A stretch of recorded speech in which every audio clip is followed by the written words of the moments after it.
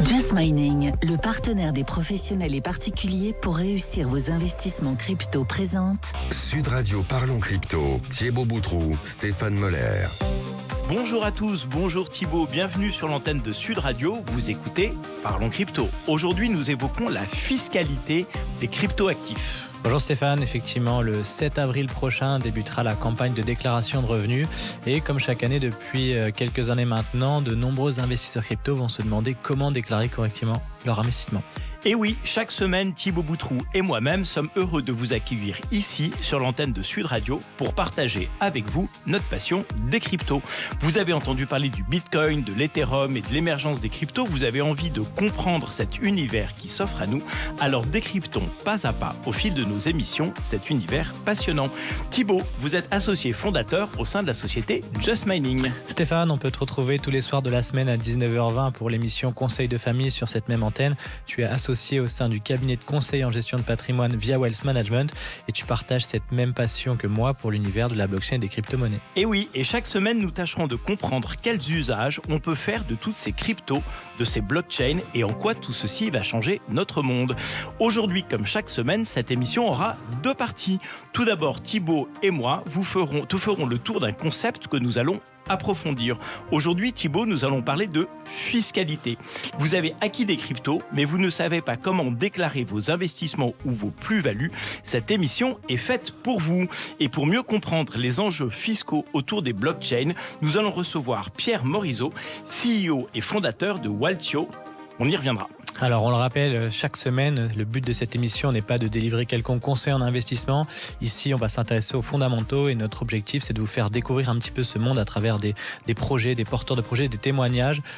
Pourquoi et comment la blockchain et les crypto-monnaies vont impacter votre quotidien et la société de manière plus globale. Alors Thibaut, cette semaine, on aborde un sujet très sensible et souvent incompris, celui de la fiscalité et plus précisément celui de la fiscalité liée aux investissements dans les cryptoactifs. Alors tu l'as dit, le 7 avril prochain débute la campagne de déclaration de revenus. Autrement dit, à partir du 7 avril, je vais devoir commencer à remplir ma déclaration d'impôt. Comment ça se passe pour les investissements en crypto ? La première chose à savoir, c'est que effectivement, si vous avez réalisé des plus-values sur vos investissements crypto en 2021, eh bien, vous devrez passer par cette case d'imposition.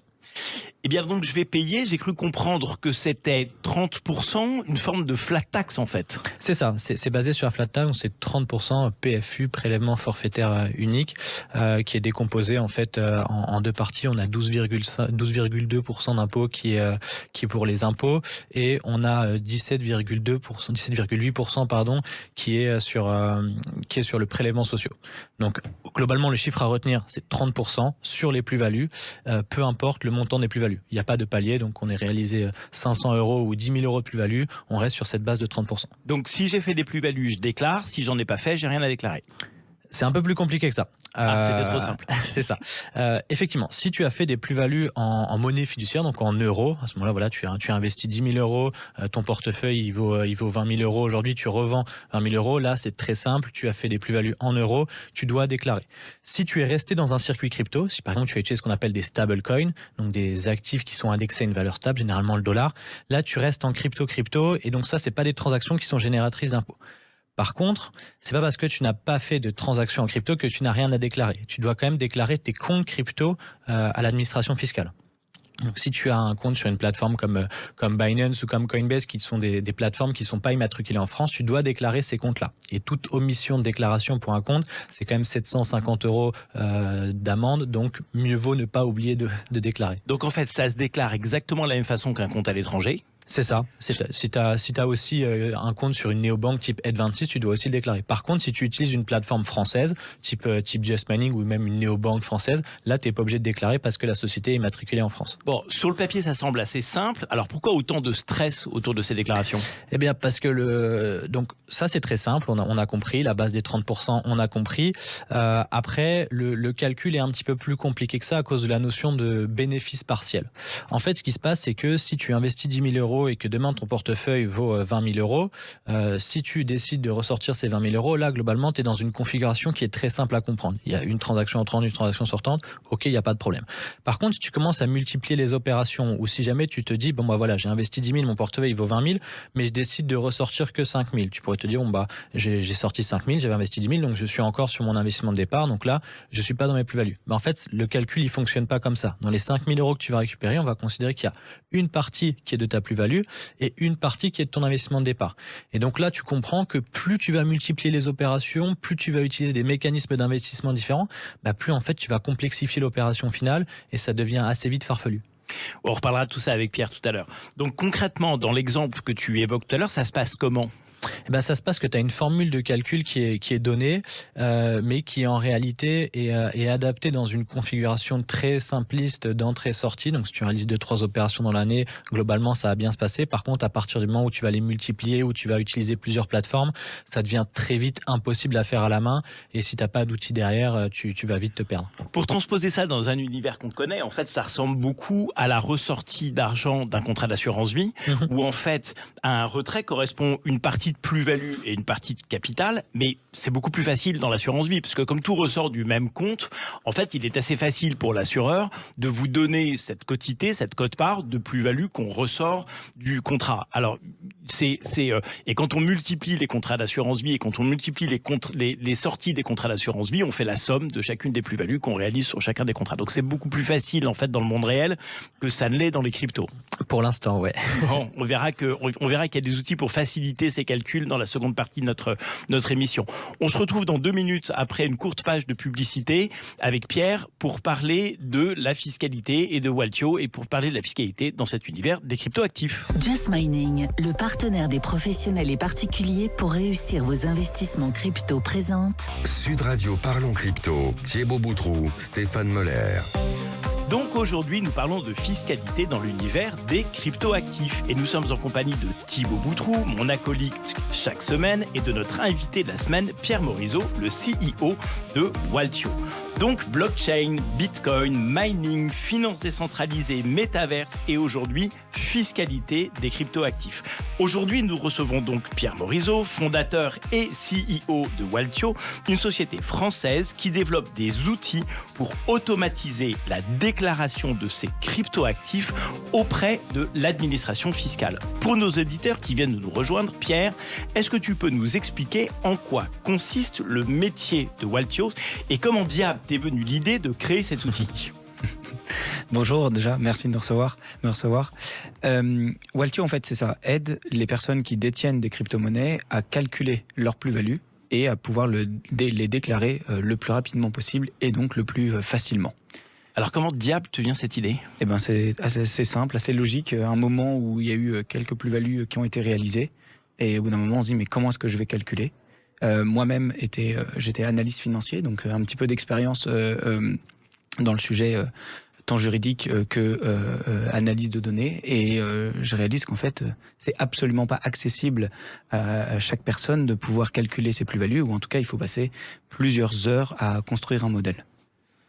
Et quelle est ta formation? Avant d'être analyste financier, J'ai fait une école de commerce. D'accord, donc pas de formation fiscale, juridique particulière.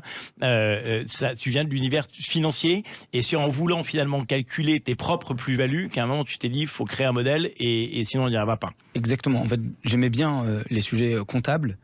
Et en fait, après, moi, j'avais une formation plus en effet classique, et c'est moi-même en voulant calculer, que je me suis dit, mais c'est impossible, et ça va être surtout un frein à l'adoption des crypto-monnaies que les obligations fiscales, cette conformité, soit aussi difficile à respecter. Clairement, et c'est vrai que quand on achète des cryptos, on a une espèce de frein surtout à les revendre, en se disant, mais le jour où je vais les revendre et où je vais matérialiser une plus-value, comment je vais déclarer ça? À qui ça s'adresse aujourd'hui? Aujourd'hui, ça s'adresse à toutes les personnes, donc résidents fiscaux français, donc tous les Français, qui achètent des crypto-monnaies, qui en détiennent et qui en vendent. Donc concrètement, quelle que soit la taille de portefeuille, que ce soit des personnes qui achètent plus du Bitcoin ou plus de la DeFi, que ce soit des petits portefeuilles, des très gros portefeuilles, on s'adresse à toute personne qui détient des actifs numériques. Parce que finalement, le modèle est le même. Et combien ça coûte À partir de quel montant de plus-value est-ce qu'il est intéressant d'opter pour vos produits ? Alors, à partir de n'importe quel montant, combien ça coûte, ça va entre 55 € et 799 € par an.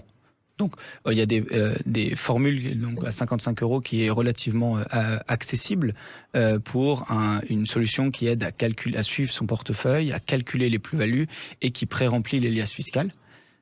Donc ça dépend, on va dire, en fonction du nombre de transactions, du portefeuille et de la spécificité. Et c'est ça qui fait, c'est le nombre de portefeuilles qui fait en fait le prix du modèle. À l'heure actuelle, c'est le nombre de transactions qui va en fait permettre d'établir le prix. Et on remarque que certaines personnes, parce qu'en fait on a mis en place un logiciel qui est en libre service. Aujourd'hui, des milliers de personnes l'utilisent sans même que nous on touche quoi que ce soit. Mais certaines personnes font appel à nous en nous disant écoutez, j'ai pas envie de passer un petit peu de temps là-dessus, j'ai peur de me tromper, même je suis pas aussi confiant avec les outils numériques. Est-ce que vous pouvez vous en occuper? Donc on a aussi des prestations sur mesure. Question subsidiaire pour continuer sur cette lancée. Je suis fiscaliste, avocat fiscaliste ou expert comptable. J'ai plusieurs clients qui ont acheté des cryptos. Est-ce que il existe chez vous une licence qui me permet de faire moi-même la comptabilité ou la déclaration d'impôt pour plusieurs de mes clients? Alors, on n'a pas de produit spécifique pour les professionnels du droit ou les professionnels du chiffre, donc experts comptables, avocats fiscalistes. Par contre, en effet, on a des dizaines de clients qui sont avocats fiscalistes ou experts comptables et qui les utilisent eux-mêmes pour leur compte de leurs clients. Ouais, c'est ce sur quoi je vais revenir, parce qu'il y a tout aussi une dimension professionnelle derrière Walsio où tu vas accompagner, tu vas mettre entre les mains de tous ces professionnels des outils pour qu'ils puissent eux accompagner correctement leurs clients. Exactement. En fait, nous, on est convaincus que via notre outil, les gens peuvent être eux-mêmes leurs propres comptables. Mais on comprend tout à fait qu'il y en a plein qui se disent mais moi j'ai pas du tout envie de passer du temps à faire ça, suivre mon portefeuille ça m'intéresse pas trop, je préfère le déléguer à un professionnel qui connaît. Et donc, à partir de là, je préfère acheter et vendre. Mais par contre, tout ce qui est le suivi et le réglementaire, je laisse faire à un pro. Mais ça vous faites pas. Hein. Vous n'avez pas chez vous les comptables ou les avocats fiscalistes. Vous vous donnez de quoi calculer, mais vous faites pas la comptabilité pour le compte des clients. Alors, nous, on donne de quoi exactement. On va calculer. On n'a pas de comptable ou d'avocat fiscaliste. On a des juristes de formation. Il y a des personnes qui ont des très bonnes connaissances en comptabilité. Mais on est éditeur de logiciels. Donc, c'est-à-dire qu'en aucun cas, on va fournir une prestation de conseil. Oui, toi, tu délivres l'outil, en fait. Exactement. En fait, nous, on va aider toute personne à utiliser notre outil de la façon la plus facile possible. Et donc, on a créé un outil... Donc, si je me résume, j'ai fait des transactions en crypto. En fonction du nombre de transactions que j'ai fait, l'outil va me coûter entre 50 et 750 €, quelque chose comme ça. Et est-ce que c'est le même outil et c'est les mêmes règles qui s'appliquent que je sois un particulier, un professionnel ou une entreprise? Alors, c'est exactement le même outil. Maintenant, il va falloir choisir certains critères à un moment. Non, comme je disais, on ne fait pas du conseil, donc on ne va pas pouvoir choisir ces critères pour la personne. Mais c'est exactement le même outil. Mais après, soit on va fournir en fait différents types de calculs. Si la personne est un particulier qui a une activité exercée en tant qu'occasionnelle, ce qui est la grande majorité des individus en France aujourd'hui qui traitent des crypto-monnaies, ou si c'est un professionnel qui en fait. Qu'est-ce qui définit la jonction entre faire ça au titre de particulier ou au titre de professionnel? Alors, la réponse de l'administration fiscale est relativement vague. On a eu... C'est le problème. Ouais, c'est exactement. C'est quelque chose qui est décidé au cas par cas.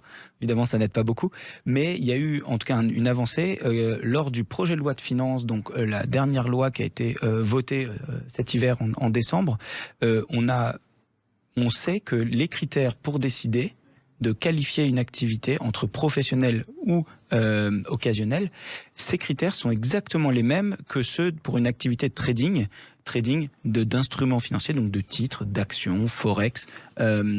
Donc au moins on utilise ces mêmes critères. Donc concrètement, les critères, ça va être évidemment montant de transaction, fréquence des transactions, outils mis en place, mais aussi est-ce que la personne en génère c'est son activité quotidienne?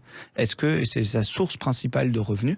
C'est vrai qu'une personne qui a fait que quelques opérations, mais investi il y a très longtemps, qui aura des revenus significatifs, mais qui à côté a une activité à temps plein, ne sera pas, on va dire, perçu comme un professionnel, mais il aura juste une gestion de son patrimoine.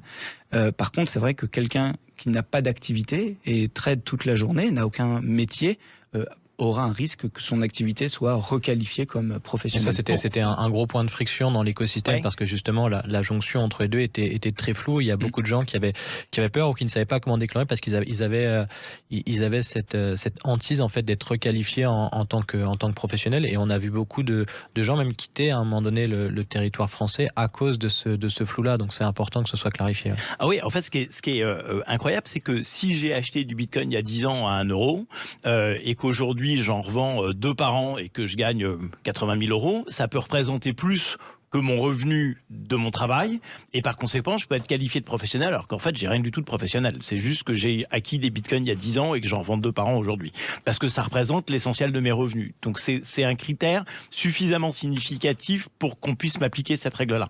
Alors, nous, de ce qu'on a pu voir des différents contrôles fiscaux qu'il y a eu, dans ces cas-là, et une fois de plus, c'est vraiment souvent du cas par cas, ça va dépendre de plein d'autres critères, mais la revente, réaliser quelques opérations par an, et même si ça a généré des revenus significatifs, ce n'est pas perçu des critères suffisants pour être perçu comme un professionnel. Donc c'est la combinaison de plusieurs facteurs. C'est quoi dans ton métier aujourd'hui la part de pédagogie? Parce que du coup, on a vu beaucoup en 2021, beaucoup de nouveaux entrants sur le marché des cryptos, autant de potentiels nouveaux clients, ça c'est bravo. Et c'est quoi du coup la part de pédagogie? Parce que du coup, la crypto est un environnement un peu abstrait. La fiscalité est aussi un environnement qui est un peu abstrait. La déclaration de revenus, c'est jamais quelque chose qui est agréable à faire et qu'on sait toujours faire correctement. Quand tu combines les deux, ça fait quelque chose qui est quand même relativement compliqué. J'imagine que tu as beaucoup de gens qui viennent te voir et qui ne sont pas du tout éduqués sur le sujet. Donc, comment vous accompagnez ça?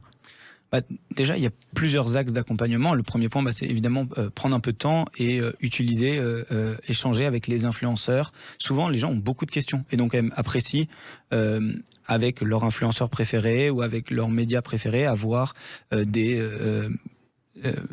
séances où ils peuvent poser des questions librement. Nous, on a évidemment un chat, donc on peut répondre à certaines de nos questions.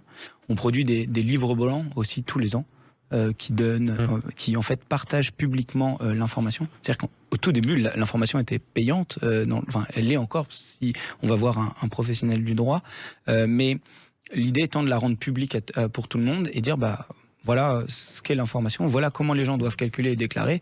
Et à partir du moment où il y a des cas très spécifiques, dans ce cas-là, on va voir un professionnel du droit, type avocat fiscaliste, et qui peut guider, qualifier ou conseiller. C'est intéressant dans cet univers que le canal principal de communication, c'est celui des influenceurs. C'est assez unique quand même, de se reposer sur des médias, des chaînes YouTube qui vont en fait diffuser la bonne parole. Ouais. C'est quand même très caractéristique de cet univers. C'est très caractéristique du monde des crypto-monnaies. Et pourquoi ? Pourquoi ? Parce qu'en fait, nous, on est bloqués sur Twitter, sur Google, sur Facebook pour faire des publicités. Et c'est vrai que la plupart des startups, des fintech, des startups du monde financier, mais qu'elles soient dans le monde crypto ou pas, en tout cas celles qui ne sont pas dans le monde crypto, peuvent faire de la publicité sur ces réseaux et c'est le moyen le plus classique pour acquérir des nouveaux clients. Et c'est vrai que comme dans notre monde des crypto-monnaies, on est très souvent bloqués parce qu'ils ne peuvent pas vérifier chacune des publicités, qu'ils ont de peur que la crypto-monnaie soit associée à des arnaques ou en tout cas à des projets. Et nous on peut pas faire de la publicité, donc on a passé. Je pense que j'avais pas du tout réalisé ça. Mais je pense que c'est aussi générationnel parce que aujourd'hui, la finance pendant longtemps a été réservée à des financiers et à des professionnels de la finance. Aujourd'hui, la crypto-monnaie a permis aussi de mettre un petit peu cette finance entre les mains de tous. Et du coup, ce tous, il n'a pas forcément toute l'éducation et toute l'habitude en fait de ces outils-là. Donc, il a forcément plus de questions parce qu'il n'a pas tous les bons réflexes. Il n'a pas été habitué à faire une déclaration fiscale poussée. Il n'a pas non plus été habitué à avoir d'autres sources de revenus que son salaire. Et donc, ça pose d'autres questions qu'il n'était pas habitué à se poser en fait.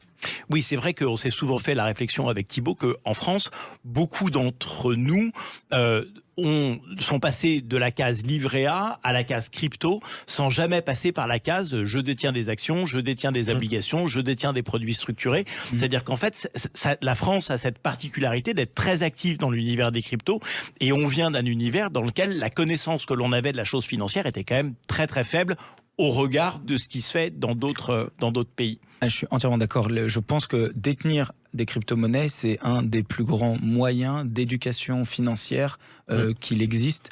Je suis d'accord. Parce que c'est comme ça, on est responsable de son argent. comme on l'a jamais été. On a aussi des enjeux de sécurité informatique.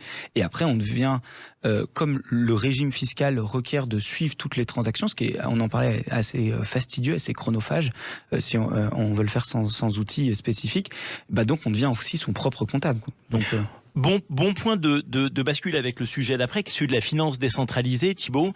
Tu avais un certain nombre de questions sur la finance décentralisée et la façon dont les outils de Waltio étaient adaptés à cet univers de la finance décentralisée. Ouais, c'est ça, parce que du coup, on a aussi un écosystème qui se développe en fait et qui attend pas que le cadre fiscal s'adapte pour se développer. Donc là, aujourd'hui, on a eu l'émergence de la DeFi, alors qui est pas nouveau, mais qui s'est considérablement développé en 2021, avec l'émergence aussi des NFT. Et tout ça, du coup, ça doit forcément se rajouter aussi à un moment donné dans la déclaration fiscale.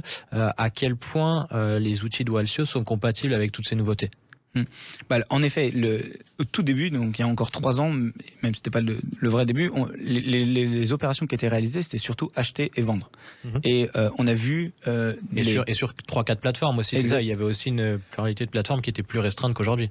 Alors oui, il y avait déjà aussi quelques plateformes étrangères qui étaient relativement connues, utilisées, même les plateformes françaises. Mais donc... on a augmenté le nombre de plateformes et c'est surtout là aussi la complexité des opérations. Aujourd'hui, des grosses plateformes utilisent, mais c'est des dizaines de produits, des centaines même de produits différents, produits dérivés, finances décentralisées. Donc à chaque fois, nous on a dû apprendre à lire ces transactions, les enregistrer correctement. Le margin trading, donc l'utilisation d'effets de levier.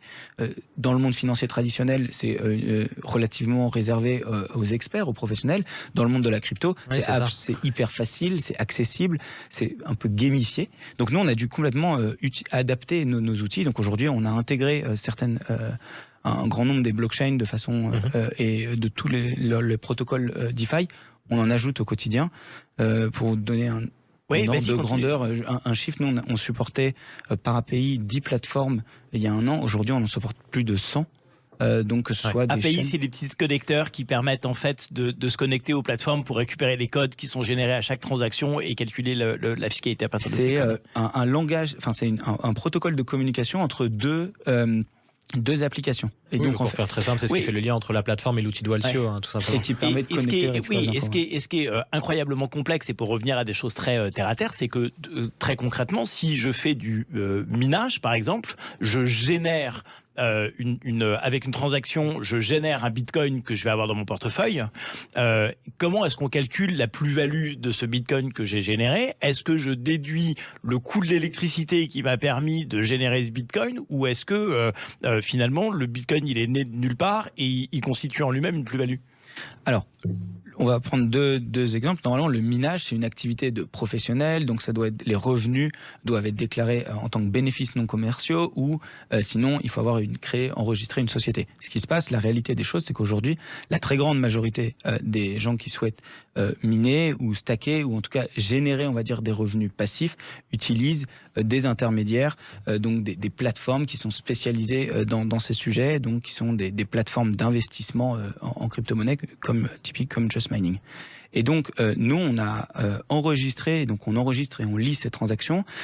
Concrètement, le régime fiscal actuel ne donne pas d'informations précises ou en tout cas spécifiques. Et ce qu'il dit, c'est si c'est ce type de revenu, ça peut être donc le minage en des revenus en BNC, bénéfices non commerciaux, et donc les lending ou les revenus d'emprunt, ce serait comme les produits dérivés, des revenus en instruments financiers. Mais nous, ce qu'on dit aussi, c'est que on ne peut pas demander aux contribuables de faire une déclaration, donc formulaire 2086, le régime fiscal pour les crypto-monnaies, donc plus-value en actifs numériques, un deuxième formulaire pour les bénéfices non commerciaux, un troisième formulaire avec les régimes des instruments sur titre, donc annexe 2074. Enfin, ce serait des semaines, voire même des mois. On comprend parfaitement votre utilité, c'est-à-dire qu'en fait, il faut un concentrateur de tout ça et quelqu'un ou quelque chose, un outil qui simplifie de façon absolument considérable l'ensemble de cette transaction pour pouvoir accoucher va appeler ça comme ça, Ouais. d'une déclaration qui soit intelligible, juste et intelligible pour le contrôleur des impôts et aussi pour la personne qui déclare.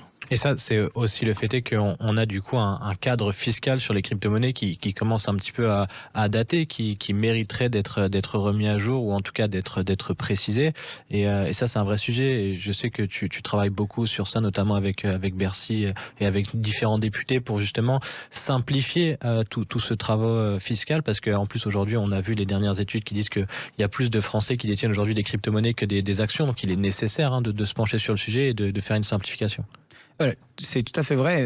Aujourd'hui, les personnes qui réalisent, donc l'exemple qu'on prenait, des produits dérivés, des revenus passifs, type stacking, c'est plus des milliers de personnes. On parle vraiment de dizaines ou de centaines de milliers de Français qui sont dans cette situation, donc à qui on demanderait de vivre une sorte d'enfer fiscal, de devoir déclarer de façon avec plusieurs formulaires. Donc nous, on a trouver des moyens, comme les taux, surtout les autres revenus à flat tax sont assez, les taux d'imposition elles-mêmes, on trouvait des moyens de nous dire des moyens pratiques de déclarer, et c'est comme ça qu'aujourd'hui nos clients, nos utilisateurs font. Donc si j'ai bien compris, moi j'ai un peu de crypto, j'ai fait des transactions, j'ai fait un peu de minage, j'ai acheté des services de minage, j'ai stacké, c'est-à-dire stocké pour avoir des revenus, des cryptos dans un coin, j'ai fait 2 ou 3 transactions sur des NFT, au total pour éviter l'enfer fiscal, je me tourne vers Waltio et c'est vous qui allez établir ma déclaration d'impôt. Où est-ce qu'on vous trouve concrètement aujourd'hui ? Essentiellement, sur internet, waltio.co. Voilà. Et après, on connecte ses comptes et automatiquement le logiciel en libre service va accompagner. Nous, on a un chat qui permet aussi d'aider en cas de besoin. Bon, on se retrouve sur waltio.co rapidement. On arrive au terme de ces échanges. Merci Pierre, c'était absolument passionnant.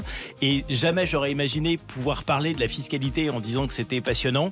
On va suivre ces évolutions avec attention. Merci Thibaut de nous accompagner de ton éclairage sur ces sujets chaque semaine. On se retrouve tous les deux la semaine prochaine. C'était Parlons Crypto sur Sud Radio. Retrouvez-nous chaque semaine à l'antenne de Sud. Ici, nous essayons de comprendre comment et pourquoi tous ces projets de crypto ont changé notre monde et comment s'y adapter, y compris fiscalement. Et en attendant, vous pouvez retrouver Parlons Crypto en podcast sur le site de Sud Radio et évidemment sur les chaînes YouTube de Sud Radio et de Parlons Crypto, chaînes auxquelles vous n'oublierez pas de vous abonner. À la semaine prochaine Thibaut. À la semaine prochaine. Avec Just Mining, le partenaire des professionnels et particuliers pour réussir vos investissements crypto.